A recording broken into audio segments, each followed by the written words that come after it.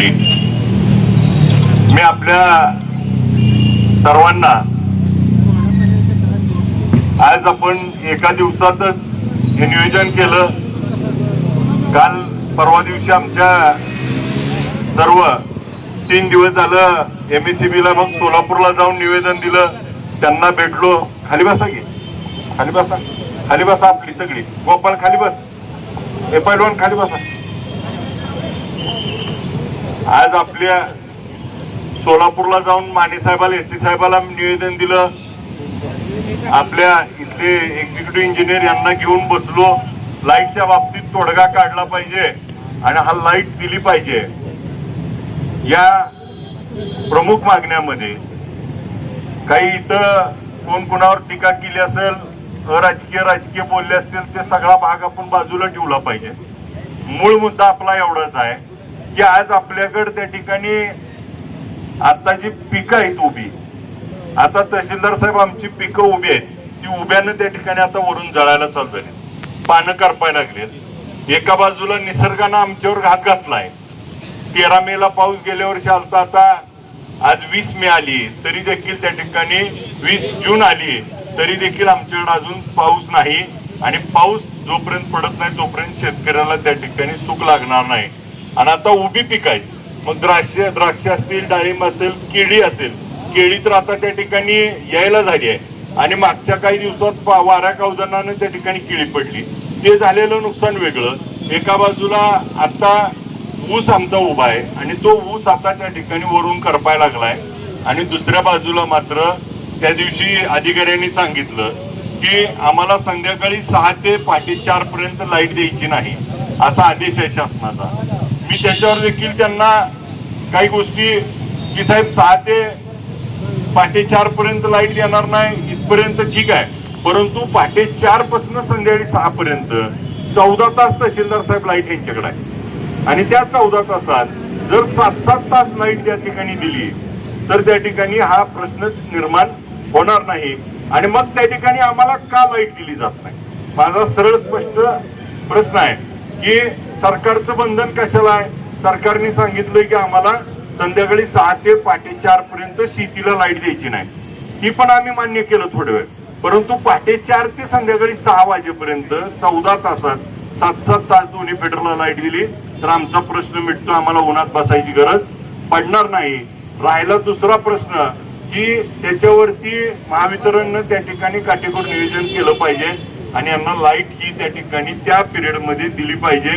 जी शासन आता 7 तास द्या म्हणते, 8 तासाची 7 तास 6 तास, परंतु ती देखील मिळत नाही. त्याच्यामध्ये बऱ्याच वेळा त्या ठिकाणी ट्रिप होती आणि मग पाणी बाहेर निघेपर्यंत ट्रिप होती, परत पाणी मोटर चालू करायची, ही जी त्रास होतोय त्याच्यामुळे शेतकरी त्या ठिकाणी हैराण झालाय. तर आता बघा तुम्हाला त्या ठिकाणी थोडं उभं राहिलं तर लगेच रुमाल घेऊन पुसावं लागणार. मग आता परिस्थिती शेतकऱ्याची काय अवस्था विचार करा. आम्हाला त्या ठिकाणी कसल्याही परिस्थितीत ही 7 तास लाईट दिली पाहिजे आणि ही वाजवी मागणी आहे. आम्ही तुम्हाला नियम मोडून मागत नाही, वर्ण दिलेला आदेश तोडून मागत नाही, तुमच्या हातात आहे ते मागतोय.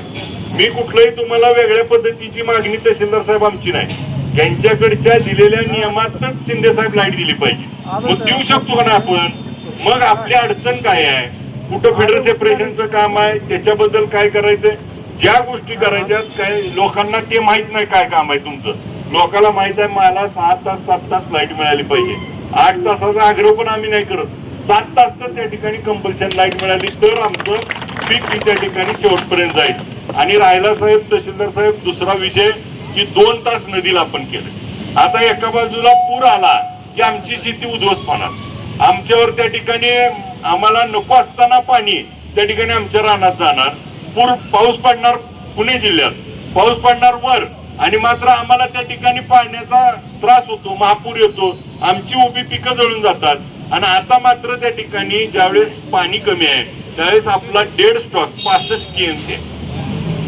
आणि आज जरी आपण 20 मायनस गेलो असलो तरी 50 TMC पाणी आपल्याकडे शिल्लक आहे. ज्यावेळेस पाणी नाही म्हणून लातूरला रेल्वेनं पाणी देतो आणि मग आमचे पिकं आहे जी उभा येते ती पिकं जगवायसाठी जर आहे नदीत पाणी, ते नदीतलं पाणी आम्हाला उचलू द्यायला 2 तास तुम्ही लाईट जी केली आहे तर ती त्या ठिकाणी अन्यायकारक आहे.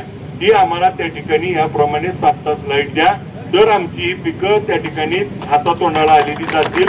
आणि ज्या दिवशी नदीतलं पाणी संपल त्या दिवशी आम्ही त्या लाईटचं काय करणार आहे? आज कॅनलचं पाणी होतं तोपर्यंत वापरलं, आता कॅनलला पाणी नाही, आम्ही त्या कॅनलवरच्या मोटरा चालवतच नाही ना. आता आम्हाला ज्याची गरज आहे, मग वेळ निघून गेल्यानंतर देऊन पण आम्हाला उपयोग होणार नाही. माझी आपल्याला विनंती आहे की कसल्याही परिस्थितीत तहसीलदार साहेब, आपण त्या ठिकाणी जिल्हाधिकारी साहेबांना पण मी बोलेल, आपल्याला आपण जे दिलेला शेड्यूल आहे त्यामध्ये साहेब आपण लाईट देऊ शकता, आपल्या हातात आहे. फक्त नियोजनाचा तुमचा त्या ठिकाणी अडचण आहे. आपण याच्यावर बसतोय परंतु नियोजन झालं नाही.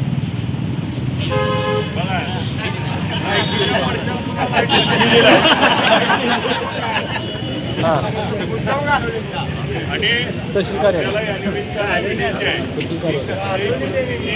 आमची लाईट त्या ठिकाणी सुरळीत करण्याशिवाय नाही. आज काही आमच्या लोकांनी जे भूमिका मांडली तीच भूमिका आम्ही आपल्याला आजपासून मंगळवारपर्यंत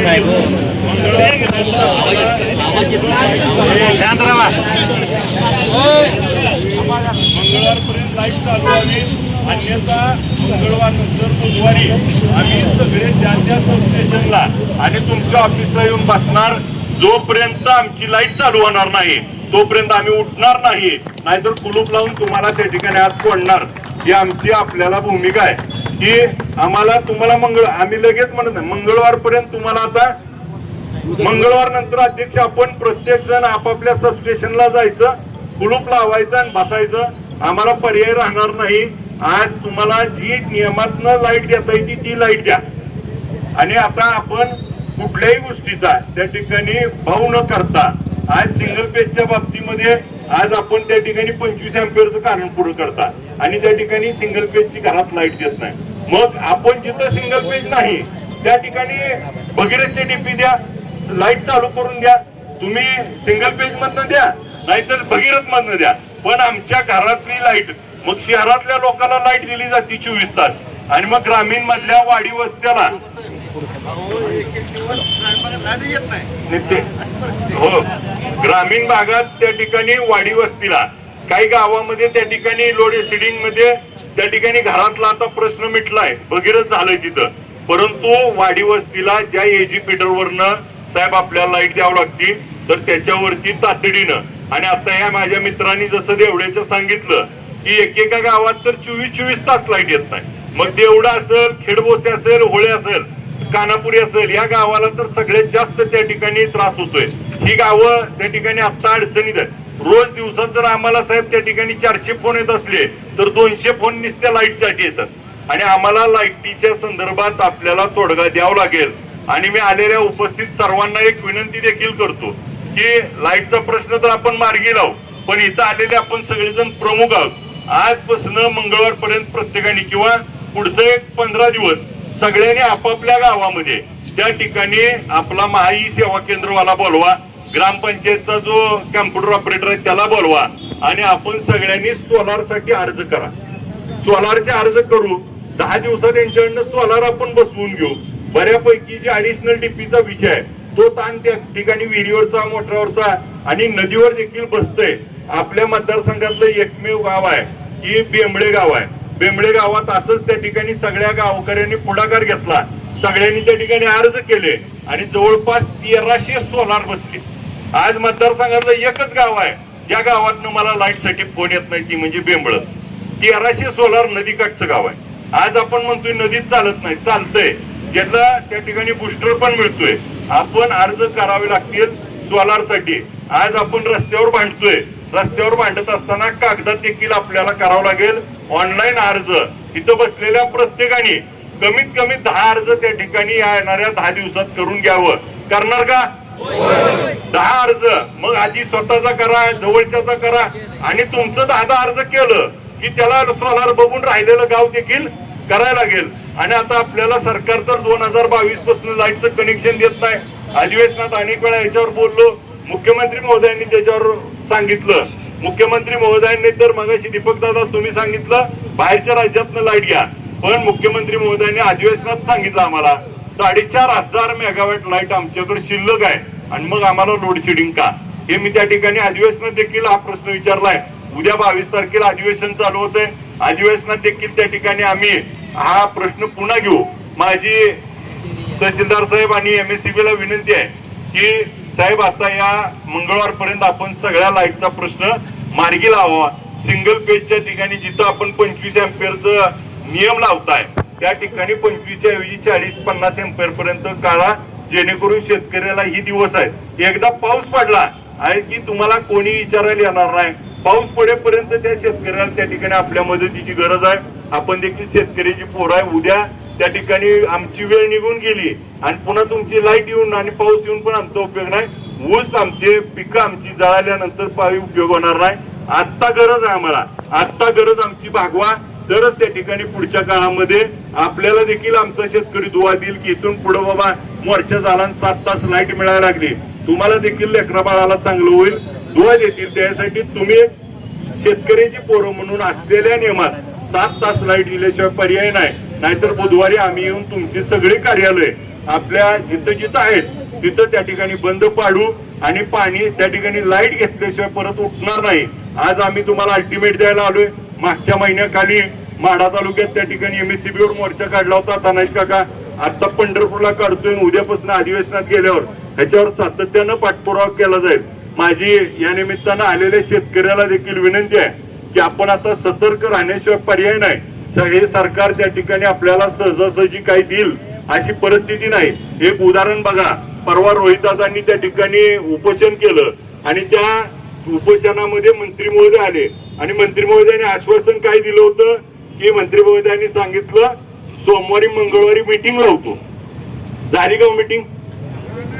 म्हणजे इथं येऊन एवढ्या लोकात मीडिया पुढं सांगून फसवती का नाही? त्याच्यामुळं आपण विचार करण्यासारखी गोष्ट आहे.